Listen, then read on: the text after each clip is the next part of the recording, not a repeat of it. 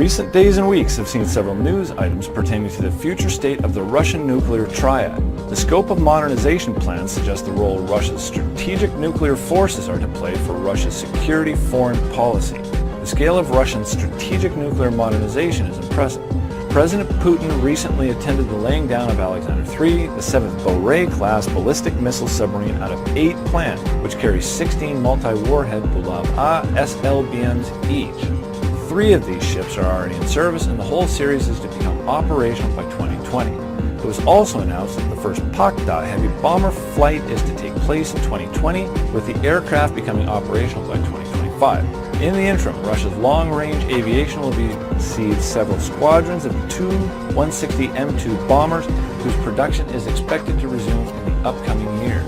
The Sarmat heavy ICBM research and development has been recently declared complete, and the missile will begin launch testing in 2016 or 2017. The missile's unique capabilities include the ability to strike any target on the planet using multiple possible trajectories.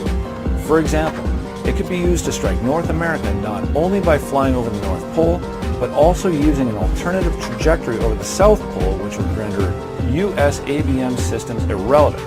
The construction of Vorhezhna DM over the Horizon ballistic missile attack early warning radars is continuing.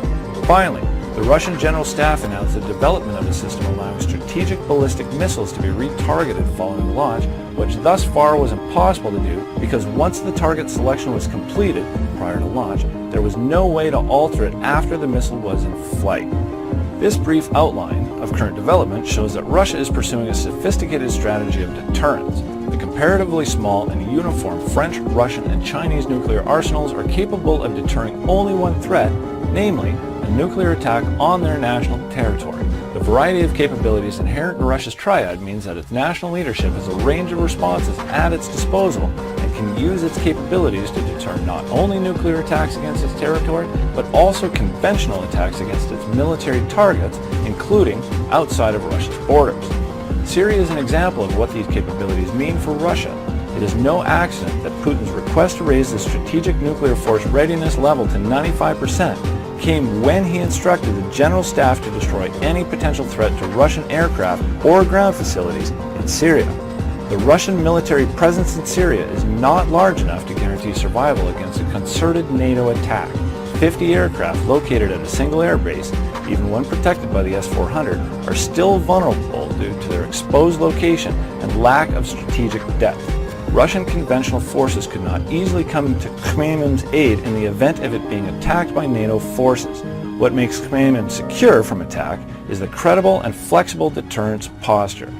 What makes the deterrence both credible and flexible is the variety and modernity of Russia's delivery vehicle force, which is not limited to having to launch a multi-warhead ICBM or SLBM, and which can penetrate all current or planned defense. The credibility of Russia's nuclear deterrence is strengthened by the existence of a powerful conventional deterrent in the form of Caliber and KH-101 cruise missiles.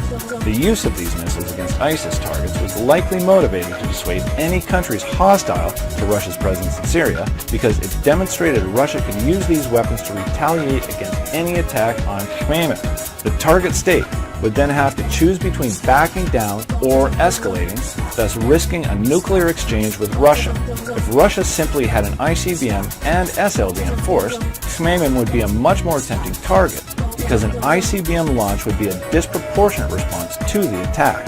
Russia's strategic force modernization plans indicate that its leadership anticipates Syria-like scenarios in the years to come.